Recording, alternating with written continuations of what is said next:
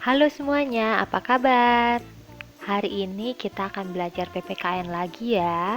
Kita akan belajar tentang cara menyikapi perbedaan karakteristik.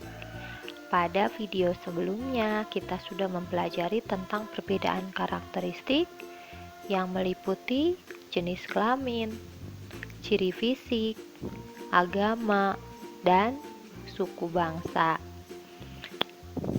Manusia adalah makhluk sosial. Apa sih maksudnya makhluk sosial itu? Sudah tahu belum? Makhluk sosial adalah makhluk yang tidak dapat hidup sendiri. Dari kita lahir, kita membutuhkan ibu untuk merawat kita, membutuhkan ayah untuk membimbing kita, mengajari banyak hal seperti bermain sepeda, mengajari membaca, mengajari menggunakan alat elektronik, dan lain-lain. Saat beranjak dewasa, kita membutuhkan teman untuk bermain. Kita membutuhkan guru untuk mengajari kita belajar di sekolah. Kita membutuhkan petani untuk mendapatkan padi, beras untuk kita makan. Kita nggak mungkin ya menanam sendiri.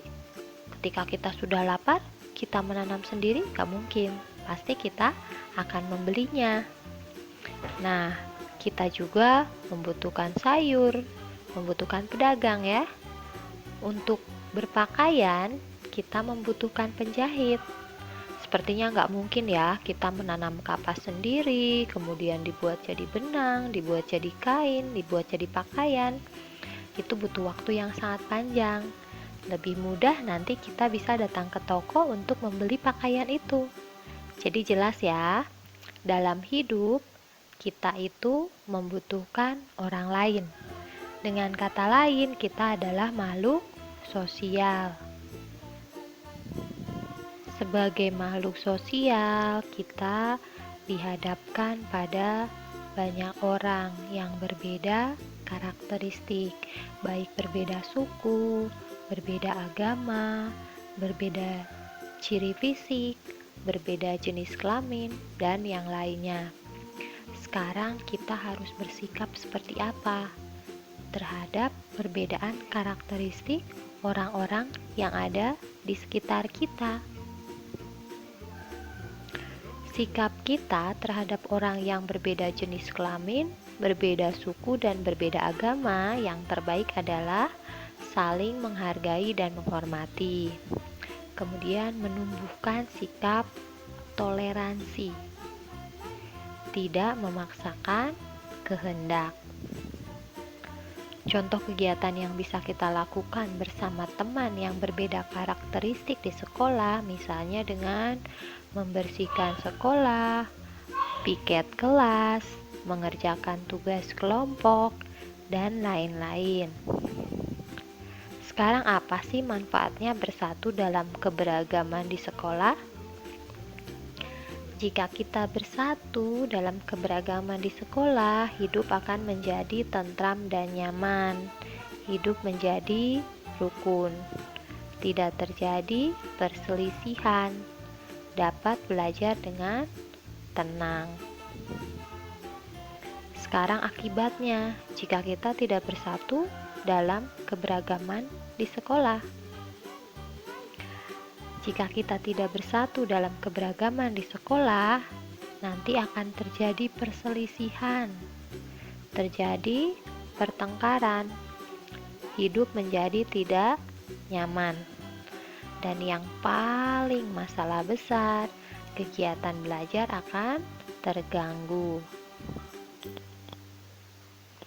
Dari zaman dahulu, para pendahulu kita, para pahlawan kita sudah mengutamakan persatuan. Ini terbukti dengan adanya naskah Sumpah Pemuda. Jadi meskipun berbeda macam-macam, berbeda suku, berbeda bahasa, berbeda budaya, tetapi tetap bersatu. Isi naskah Sumpah Pemuda yaitu Kami, putra dan putri Indonesia, mengaku bertumpah darah satu tanah air Indonesia. Kami, putra dan putri Indonesia, mengaku berbangsa yang satu, bangsa Indonesia. Kami, putra dan putri Indonesia, menjunjung bahasa persatuan, bahasa Indonesia. Nah, karena para pendahulu kita juga sangat menghargai orang-orang yang berbeda karakteristik, maka kita pun sekarang selayaknya untuk melakukan hal tersebut.